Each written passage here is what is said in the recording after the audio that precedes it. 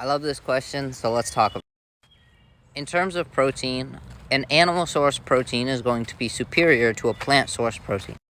And there are two main reasons for this. The first is the digestibility of plant protein. Plant protein is less digestible and absorbable than animal protein. And the reason for this isn't necessarily because of the type of protein found in plants. Rather, it's because of the food matrix inside of a plant, such as fiber and what are referred to oftentimes as anti-nutrients. The fiber will actually keep us from absorbing all of the amino acids. And amino acids are simply just the building blocks of protein. Amino acids are like bricks, and a protein is like a house. And when we digest protein, we break it down into its individual amino acids, and then rebuild it back into whatever protein structure it's being used for. And in terms of plant protein, a lot of times we are unable to digest all of the amino acids because they are bound up inside of a lot of the fiber. And plants also contain some digestive enzyme inhibitors that make it such that we don't actually fully break down the protein and can't digest it all. The other reason that animal protein would be superior to plant protein is because of the spectrum of amino acids it contains.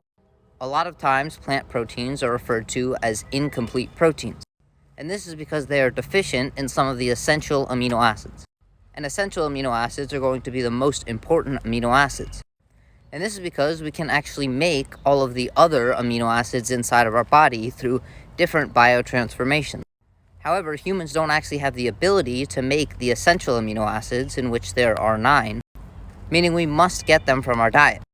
And like I said, oftentimes, even though on paper they have the same amount of protein, because plant proteins will be deficient in some of the essential amino acids, we can't consider them complete proteins, meaning they will be inferior to an animal protein. But to my knowledge, there is no animal protein that is an incomplete protein source. And now in terms of which meat is the best for protein, it really depends on your goals. A great way to think about it is that muscle meat will give us the amino acids in the ratio to support muscle mass. However, getting collagen protein from food, such as an organ meat, contains amino acids in a ratio that does appear to be supportive for collagen tissue. And while it's not always true, oftentimes like supports like. So if we want our entire body to be functioning, maybe we should try and eat animals nose to tail.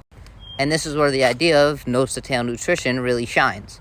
And now, in terms of which meats are the best, if you're looking at it strictly from a protein standpoint, there really isn't much of a difference between chicken, fish, beef, and other poultry. However, the other nutrients that they contain are different. Chicken and white fish are going to be a lot leaner and not have as much fat, meaning that per 4 ounces or per serving size, they'll typically have less calories, less fat, and more protein. However, they also contain much less micronutrients, specifically the B vitamins and omega-3s. And this is where red meat really shines. The amino acid spectrum of beef is very similar to chicken. However, it will contain a lot more micronutrients, specifically the B vitamins, than you would get from a leaner protein source. And the same thing goes for fish. Something like salmon will have a lot more micronutrients and a lot more omega-3s, specifically because of the fat content, than you would typically find in any sort of white fish. And I say this because most people don't actually think of their protein sources as being good places to derive micronutrients. However, if you simply switch from eating white chicken, white fish, and other white meats to eating more red meat and some of the weird fish, you can actually get both your protein and a lot of your micronutrients from animal meats. And when I say the weird fish, it's typically a fish that some people don't want to eat. However, salmon is an option, but some of the other fish would be things like sardines, oysters, mackerel, and anchovies. But again, this isn't because the protein is better, but actually because these foods come along with more micronutrients. However, one thing I didn't mention was eggs. Eggs are actually a fantastic source of protein that many people undervalue. And not only that, but the yolk itself is extremely rich in nutrients, specifically things like vitamin A and choline.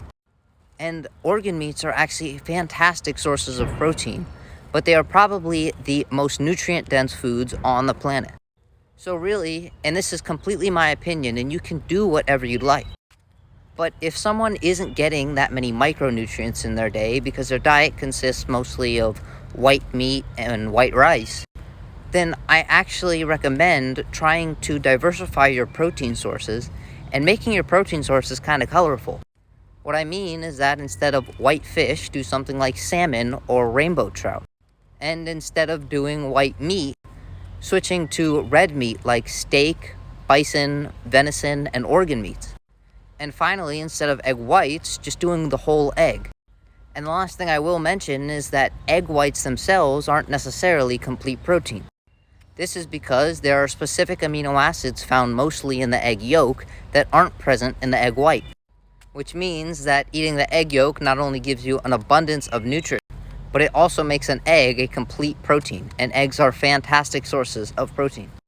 So my best recommendation is actually trying to do a different protein source at each meal. If I had to set up a perfect day, I'd say meal 1 would contain eggs, meal 2 would contain salmon, meal 3 would probably contain steak or bison, and meal 4 might contain some sort of organ meat. And because organ meats are so nutrient dense, you don't necessarily need a ton of them. So alongside this organ meat, if something like chicken is something that you enjoy, this would be the best time to have it. And now, to maximize the benefits you are getting from each of these meals, it appears to be best to space them evenly throughout the day and consume between 25 and 40 grams of protein per meal. And then in your last meal of the day, you may want to increase this closer to 60, just because during sleep is going to be the longest period of time you will spend without ingesting any sort of amino acids. And I will note that this statement kind of takes my head to a lot of different places. So that being said, I hope this helped, and I hope you found it interesting. And always remember that this is just me expressing my opinion and what I personally do. So this means that you have the freedom to choose whatever you want to do. My hope is that I can provide you with some of the information in order to make a decision that fits your life the best. And remember, I'm talking about very subtle nuances that in the grand scheme of things definitely will make an impact, but not nearly as large of an impact of simply just hitting your protein needs throughout the entire day. But if you are consistently hitting your protein needs throughout the entire day, and you want to optimize a little bit more, these are some things that you could keep in mind.